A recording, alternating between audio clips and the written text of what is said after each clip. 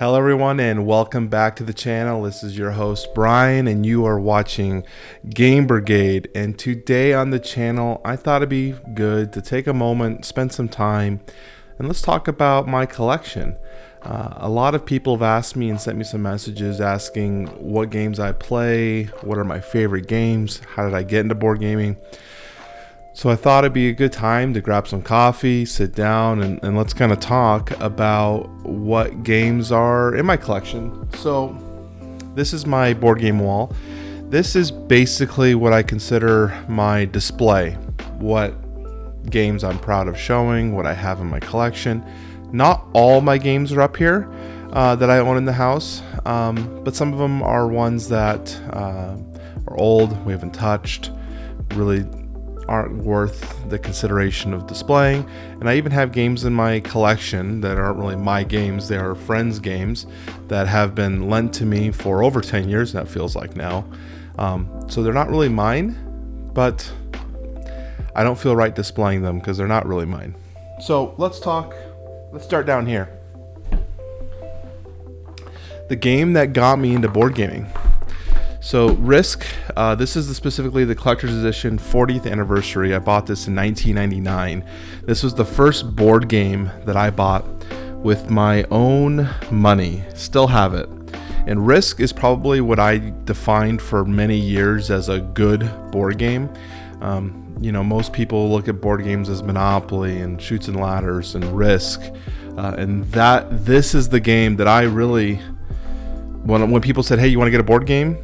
Risk was the only one that really ever came to my mind as a game that we could play. So this is the first game you can sell. It's been well loved. It's very dusty and old. I don't think I'll ever get rid of this copy. This is my first board game I ever bought. So we'll put that guy back. So after that, come on. So after purchasing Risk, adjust this real quick. After purchasing Risk, I went down a line of buying a bunch of Risk games. So we have Risk 2210 AD. This was okay. Added some additional features to Risk, additional like locations you can go to, like a water base and I think a moon base. It was fine. And then we got Cards Against Humanity. I feel like everyone owns that. I really don't care for Cards Against Humanity. And then we got the final Risk game that I ever bought. This was the Game of Thrones copy of Risk. I think I bought this in 2013. With the last Risk game, and I've only played this a few times because I started playing other games and realized there's more to board gaming than Risk. So this was the last Risk board game I bought. Enjoyed this one. I felt like this one had some really good components. It really did give a feel of Westeros and what would be Game of Thrones like Risk. I like this one a lot. This one will definitely stay in my collection. What else do we got down here? Axes and Allies. This is the D-Day version. I have actually never successfully played this. I unboxed it. I started going through the rules, and this was probably a long time ago, maybe 2008, and never actually learned how to play it. And I bought it because there was one night, I used to work at GameStop many years ago, and one of my coworkers invited me over to his house to play board games, and they were playing Axes and Allies. And so we played that game. I think we started at like 10 p.m. at night, and I was there till at least 8 a.m. in the morning. And I was like, holy cow, this is board gaming. I loved it. So I went out and bought my own version of Axes and Allies. I got a different variant, and it definitely was not as didn't even play because I didn't know what the hell I was doing. So I still have this in my collection. I actually bought the original Axes and Allies as well, but I sold that on eBay. That's probably back in 2008. Put that guy back. What else we got? So I bought this game at a board game swap. Game of Thrones, the board game. Also on my wall of shame because I've never played this. And I bought it only because I felt like the deal was too good to pass up. I've never opened it. I've never looked through it. It was about $10 when I bought it at the board game swap. And I felt like it's too good of a price to pass up.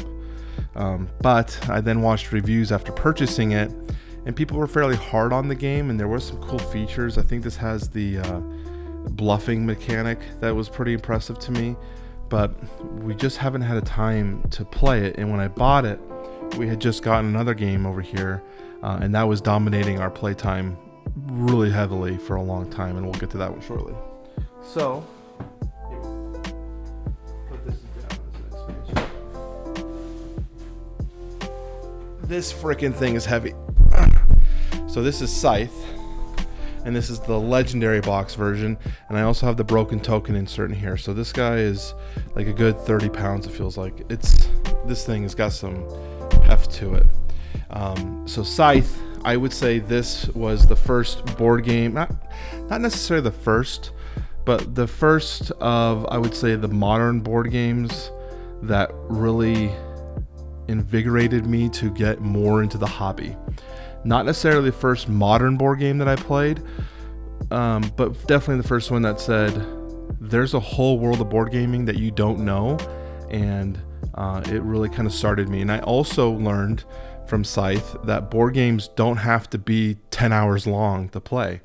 You know, at the time I was playing Risk. I knew Risk, Twilight Imperium, we'll get to that one. And so the games were 8 hours, 10 hours long, and it's just what board gaming was. I didn't realize you could have an effective, great game in a 1 hour to 2 hour shell. Scythe showed me that. I'll put you back, Scythe. What else we got? Okay. What else we got down here? Gloom Haven. This is actually lighter than Scythe, this Gloom Haven. So this is Gloom Haven. Gloom Haven has been a great game for us. I've got many hours in this one. In fact, I was not the first one in our play group to buy Gloom Haven, and I am very much a person who hates spoilers. I hate anytime something's gonna get revealed, and I really, obviously, if you know anything about Gloom Haven, there's a lot of revealed stuff in here, and I really wanted to experience unlocking the characters, opening the cards myself. And I didn't like that the play group I was was unlocking stuff and opening stuff, and then we come in and oh, here's a bunch of unlocked characters, by the way. And I was like, man, I really don't want to be spoiling this stuff. So I went ahead and bought my own version of Gloom Haven and started my own campaign with another play group. Unfortunately, I haven't played this one as much as I'd want, but I have played a good amount from my first campaign at the first playthrough and then my second campaign. Interestingly enough, I did not back Frosthaven. A couple of people asked me why I didn't do a Frosthaven video, and that's because I didn't really feel like I needed to do a backing or a video on it. People, I mean, obviously it was so successful, people already knew they were going to buy it, and I figured I'm just going to wait till it comes out on retail. I don't think there's a reason to buy it now on Kickstarter. Okay, we'll put Gloom Haven back.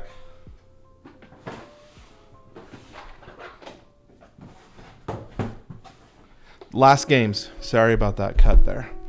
The last game, I have two games. They're the same game, but this one's an expansion pack. Oh, fix it. There we go. God, this one is opening up on me.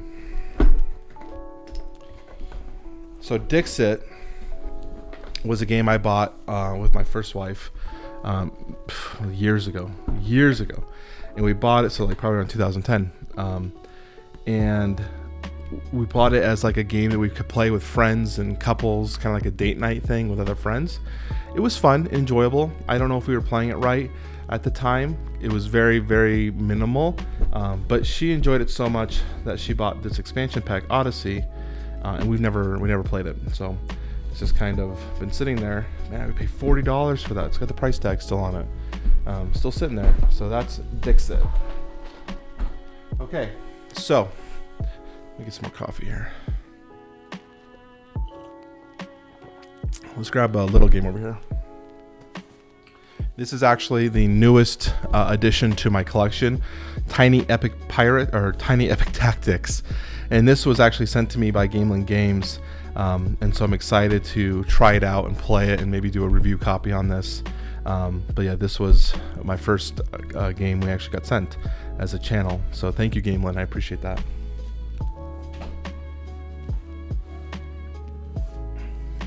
Okay, here's a honkin' dude. This guy is heavier than you'd expect with how small the box is. This is Terraforming Mars, and we have every expansion that has come out with Terraforming Mars in this box. This game was a game we bought. I got this, I think, for Christmas, actually, 3 years ago. And my wife bought it for me because she had good recommendations from the game store that we go to. And it was a hit. We went on a camping trip. We played a 1v1 game on our camping trip. And I was like, this game is just so clean and easy to use and easy to learn. As soon as you get the idea of what the game's symbolisms are, easy to play, easy to pick up. And so it's been kind of a mainstay in our play group. So when the last Kickstarter went live, I made sure to pick up any expansions we were currently missing, and we have all of them jammed in here. So far, Prelude has been my most exciting expansion that we played. I would like to try some more combinations. Some people don't like playing with all the expansions because they feel like it bogs it down. So we haven't had a chance to play with all of them yet, but I'm sure we will because Terraforming Mars has been such a good mainstay in our collection.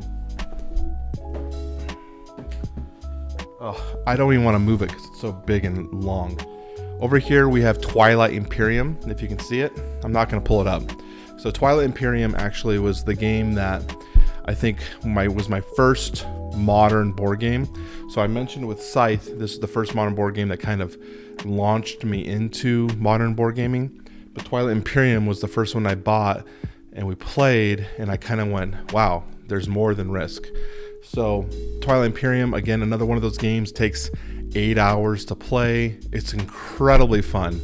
My play group loved the game, and we played it pretty much every single weekend for maybe 6 months. Like, we got a lot of games out of Twilight Imperium. Our play group was just into it, and we were getting usually between 5 or 6 player games. So they were fairly involved and good, and we were driving sometimes 40, 50, 60 miles to go to play groups to get the game in. And so Twilight Imperium is definitely one of my favorite games. I'm hoping they have some expansion packs soon to add some more races or some additional stuff to the game, although the game is pretty well made as it is right now. I would love to have some more tiles, some more options to building the map out, expanding it.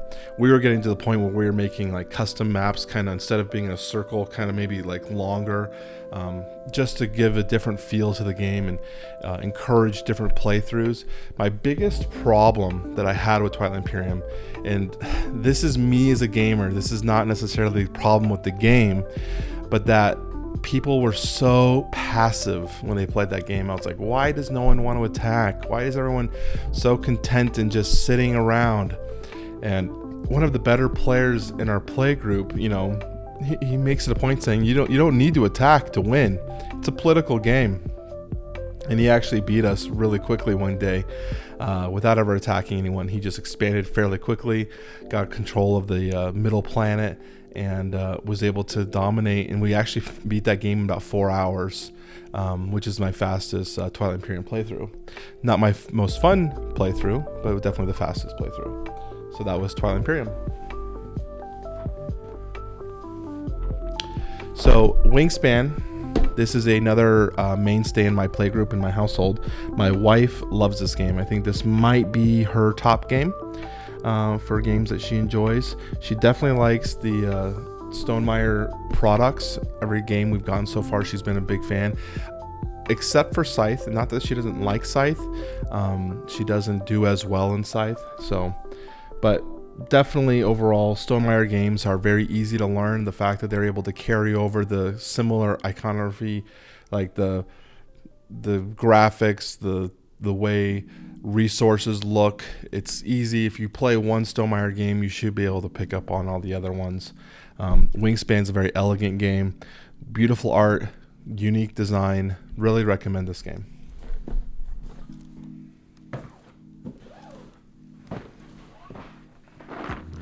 Okay, Star Wars Rebellion. If anyone knows me, I'm a huge Star Wars fan. Star Wars has had a huge impact on my life. Oh, I just noticed a board game I didn't pick up. I'll have to make sure I get that.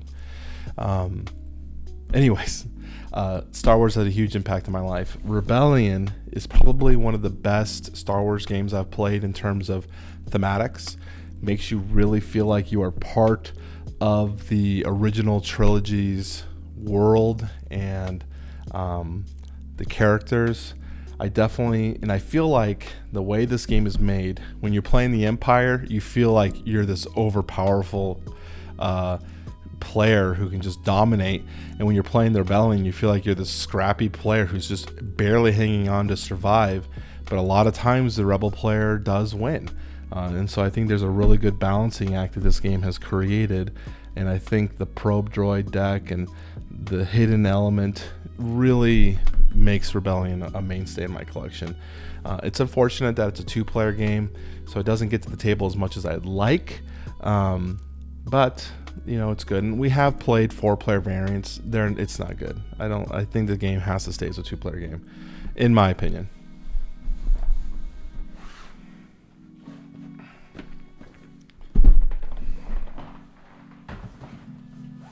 Put that guy back. Okay. We got Ticket to Ride Europe. Bought this for my wife for Christmas one year. She loves Ticket to Ride, but she does not like the American version, or the standard version, I guess. She likes it when you don't know the destination locations usually off the top of your head. Like in the US, if it says like Los Angeles to Chicago, people might have a easier time knowing where that is in the map. She liked having no clue where anything is when it's like Istanbul to Portugal or I don't know, someplace, Barcelona. I actually don't know the cities that are in this game. It's been so long since I played it. But I did enjoy it. In fact, every time we break out Ticket to Ride, it's a very enjoyable experience. It's quick, it's easy to go. Definitely not something that I would consider like my main game. I'm not gonna be like, yo, Ticket to Ride, let's go. But when I do play it, when I sit down, like, yeah, let's do it. I always enjoy it. So, Ticket to Ride. We'll just pull out one of these. We're gonna move these two down. Caverna. This was a game that was introduced to me by another player in our play group, and my wife enjoyed it so much that she's like, couldn't you buy that for me? So Caverna, this is the cave farmers game, and this is actually a game that from what I can tell, is better without expansions. There's very rarely a game where I refuse to buy expansions for. I usually am all about getting as much as I can from a specific IP and collection, but Caverna, from all the reviews I've read, the expansion ruins the way the game plays. So there's that little tidbit. So Caverna, obviously, I don't know if you haven't played this game. This is a game where you are a cave dwarf, and you are farming either outside or in your cave, and you're making the best engine, I guess, of your farming. It's a pretty simple game, but I like how the action system creates a dynamic of who can go first, and I want to get that item. It's a really well-made game, really underrated. I don't think enough people look at this game, personally.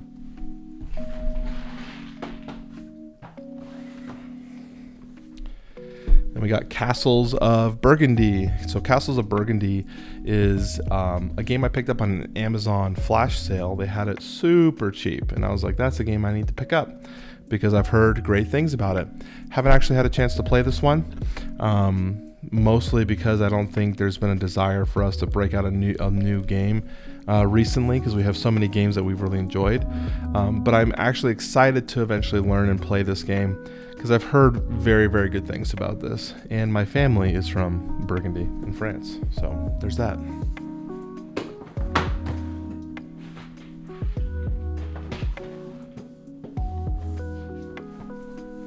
Okay, well, this thing is heavy too. All right, this is Root. I've got the expansions down here, but I don't think you need to see all the expansions. I do have every expansion for this, and we got some of the new player boards with the last Kickstarter expansion. The game of Root, to me, at first glance, sold me on the art, the cutesy, whimsical creatures, and the idea of it being an asymmetrical war game. I was like, Everything about this game I love. Unfortunately, it has not been a success in my playgroup. They have not enjoyed it. And I think it's because somewhere along the line, someone forgets or doesn't remember how to play their faction, and they end up doing something that's a little bit more powerful than the game entails, and they end up winning, and the catch-up mechanic is very minimal to zero in this game. And so when someone might do something incorrectly and all of a sudden their player is so far ahead, you kind of feel like if you're in last place, there's really you're just kind of doing it to do it to keep the game going, because there's no way that you're going to win. At least that's been the impression from our play group. I like Root, and I bought the last Kickstarter, hoping that it would add some more like life to our play group, but no one has actually wanted to play it yet. So we'll hopefully get there. If not, might have to sell it just so that I can get some value out of it. I personally love Root, and I would hate to get rid of anything, but it's just not getting enough love in my collection as of right now. Okay, so here we have Chronicles of Crime. Chronicles of Crime was a game I picked up on a whim recently, right before March, or right in the middle of early March, and surprisingly was a huge success with our play group. It's a lot of fun, easy to pick up and play, easy to teach, and the crimes are not so difficult that it's hard to solve. Usually they're fairly, they can have some things in there to throw you off, but they're not that hard. So you have that satisfaction, that dopamine injection of, oh, I got it right. So Chronicles of Crime.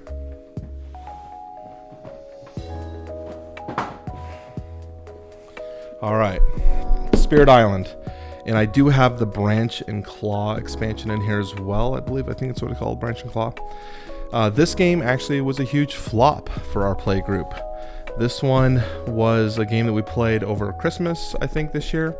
And we had some friends over from California, and figured it'd be a good opportunity to go ahead and play it. And it just did not resonate with the play group as much as I feel like it should have resonated, or especially with the reviews that we have. It might be that we didn't have a full grasp on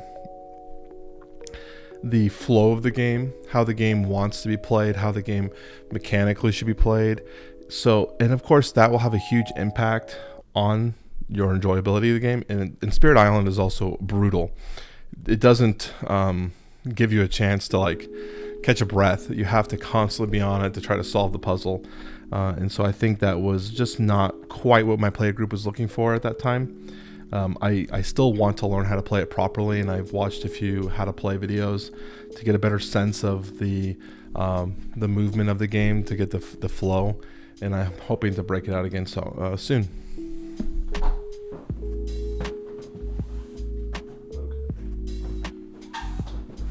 We're going to bring out a few here.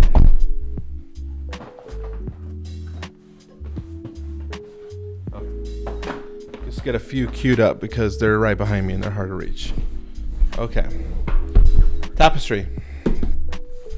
Tapestry is another game by Stonemaier Games, and it was a huge success with my wife. She loved it, and some of our other play groups loved it so much that they went out and bought it. So we have multiple copies in our play group right now. Tapestry is a good game in the sense that it has a lot of other alternative ways that you can play it to try to win, which I like. I like when there's options in terms of a road to victory, not necessarily pushed down a single path. I like having those additional options. The bad thing about this game is it says it's a civilization game. I personally don't think this resembles any way near a civilization game to me. Other than the iconography and the things on the board tell you, oh, you have warships now, or you have tanks.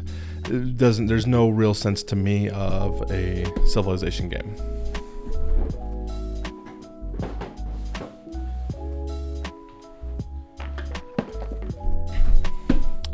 Champions of Midgard. This is another game in my collection that I have not played, but it's one that I've heard great things about. We bought this when we had some more friends from California, funny enough, visiting us, and we were playing at the time, I think, Arkham Horror, and our group was having so much fun playing Arkham Horror while they were visiting that we were like, oh, let's go buy another game real quick. So we went down to the game store and we just found something. We picked up this Champions of Midgard because I had heard good things about it, but we never got a chance to play it because they were having so much fun playing Arkham Horror. So unfortunately, I just haven't gotten a chance to break it out and play it. And that's the problem when you get so many new games in all the time. Sometimes some of these older games can get shoved to the back of your closet and you might not remember you even have it. So it's always good to kind of do an audit of your collection every once in a while and say, you know, what games do I even have and what do I need to learn how to play before I go buy a new one?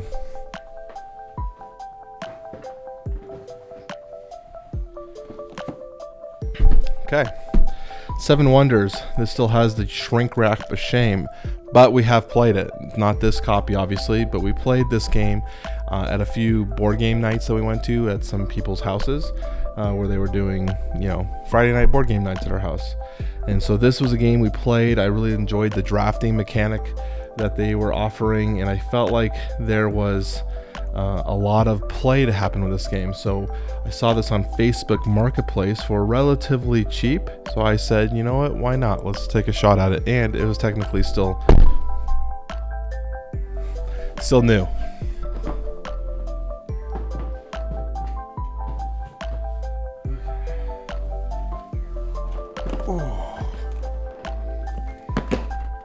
On Mars. This is one of my I don't know if this is my latest Kickstarter arrival. Actually, no, I think Alone was my last Kickstarter arrival. But picked this up on Kickstarter, having never played a Vital Lacerda game. I really liked the look of the game, and I was kind of, taking on the challenge, and people were like, oh, Vital Lacerda's games are so difficult, you're not going to be able to play them, they're so heavy. And I said, well, I like heavy games, so let's take a shot at it. On Mars is a heavy game. I don't feel like it's so heavy that it's hard to teach someone, but the thing is there's a lot of subtle rules, so a standard teach can take about 45 minutes. But I think the game plays so well with itself, and it all kind of flows, and it kind of does a sort of like everything needs each other to work, that you just kind of explain it and it just makes sense. So this game was a great game. Was super happy with it, which ended up me picking up another one of his games, which I have somewhere behind me.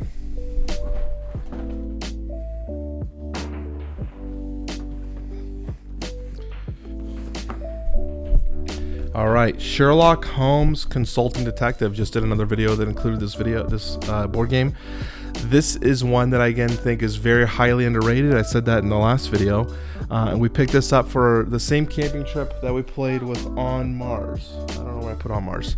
But the same camping trip, not On Mars, Terraforming Mars. So that same camping trip, we took up a few games with us, this and Terraforming. And this was a great game that we found, and we played once the campfire was done, we're kind of done for the night. We pulled this out, and I was like in love with it. In fact, when I went to bed that night, I was still thinking about the case. Even though we solved it, I was just, kind of putting together how we were able to solve it. And I was like, man, could you imagine how how did we get to that one? Oh yeah, we put that piece together. It was really cool. I really, really like this game. So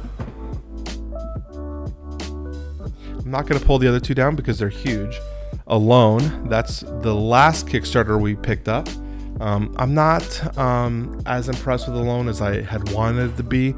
I've played it a few more times, and it's been okay. It's not been something that I'm like I need in my collection, and I am considering selling Alone currently.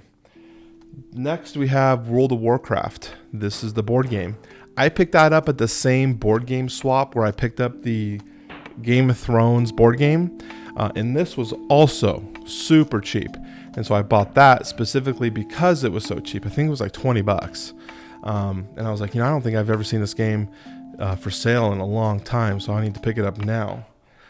Great board game. I think I enjoy having it in my collection more than anything else. Just the fact that I have it, don't really need to play it. It's just kind of there. After that, we have, we'll pull this one out. If I can get it out. Holy cow. I can't get it out. Can't get it out currently. But we have Imperial Assault with all of the collection. That's a game that I probably bought all the expansions without needing to buy all the expansions, because once we got Gloom Haven, Imperial Assault just died. When we bought that game, I didn't buy it for the PvP mechanic. We bought it solely for the campaign and the dungeon crawl aspect, which I think, if you're a Star Wars fan like myself, it is stellar. What I don't like about that game is the fact that you have to have someone running the Imperial side, so the dungeon master, while everyone else gets to play the heroes. I really don't like that mechanic. And yes, I know there's an app to play the dungeon master for you, but it doesn't include all the expansions. So if I want to play some of the newer expansions, the app doesn't have that feature. So I don't think that's a good cop-out. I think the game is such a good game. The fact, again, it follows a descent model, that you have to have a dungeon master over an overlord, and it just kind of stinks. So that's probably one of the main reasons as to why it's kind of shifted out of our playgroup personally. The game that's stuck in the middle of them is Outer Rim. Just recently picked that up off of Amazon because they had a really good price on it. So I was like, oh yeah, I'll pick it up. I don't normally like to buy my games from Amazon, but they had a pretty good price, and I think all the stores here were closed at the time.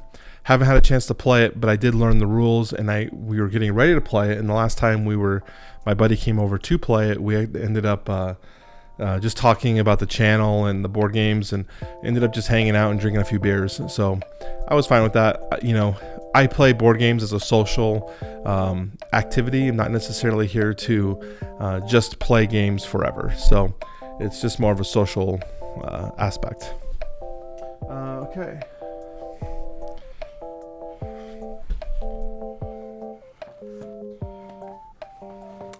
Dang it, hold on.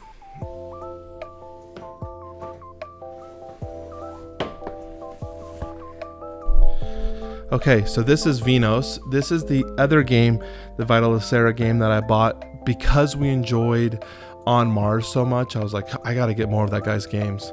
So I picked this one up. I've punched it, got it prepped and ready to go. We haven't had a chance to learn it, but I plan on doing that soon and getting this in. I look like I have a lot of games I haven't played yet in my collection, and that's the life of a board gamer, right? But Venos definitely has all the aspects of a game that I like, and we kind of thought the winemaking aspect of it was kind of unique and fun to play with. Put that right there.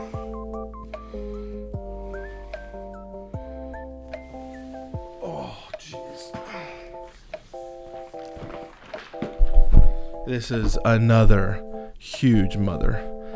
Joan of Arc. So Joan of Arc was a Kickstarter from Mythic Games that we picked up. I've only played this a few times because the rule book is awful. And it's sometimes hard to understand, like, when you have a niche situation come up, you're like, hold on, is that right? You read the rule book and you're like, maybe? I don't know. And that's the problem that I had with Mythic Games, and my biggest complaint of their games is I think their rule books are not well fleshed out and thought out prior to them releasing.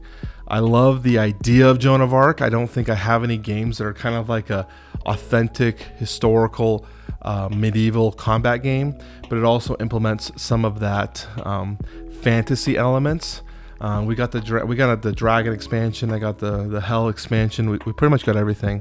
The last Kickstarter came out that had the 1.5 fixes and had some more expansions, so I did pick up some more of Joan of Arc. I'm hoping that the 1.5 kind of clarifies some of those rules mistakes or questions that we had, so that I can really get the most out of this game, because I do think that this game could be like a winner, a huge winner for us.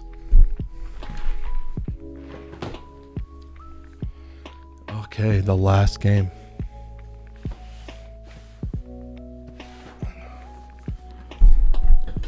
The last game is Tokaido, and I actually bought this for my wife for Christmas a few years ago, and this is the deluxe edition. Tokaido is a game of a Japanese walking game where you're basically taking a trip from one part of Japan to the other part of Japan, and you're going on an adventure, and you're meeting people, and you're getting bathhouses and stuff. It's a very casual, easy game, and it's a game that we use to introduce new people to board gaming, or people that might not know more about the gaming theme, and this is an easy one to start with.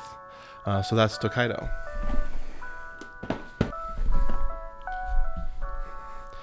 I thought Tokaido was my last one, but if you remember earlier, I said, oh, there's a board game over there I forgot about, and I forgot about him again.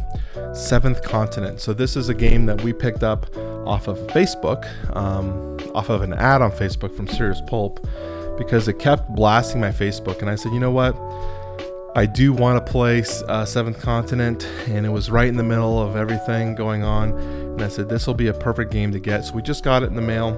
I finally just went through it, set up the decks in the proper order, and I'm excited to get down and learn how to play this game. So that is the final game currently of my collection. I have many more on the way.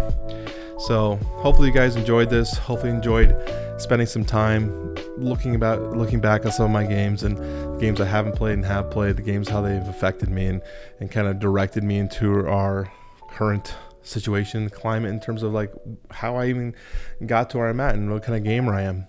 If you guys enjoyed this video, please remember to leave a comment and subscribe, and to smash the like button. Help us out in the YouTube algorithm. For anyone who stayed till the end, thank you. You're the reason I'm making these videos, is from your support. Talk to you guys soon. Peace out.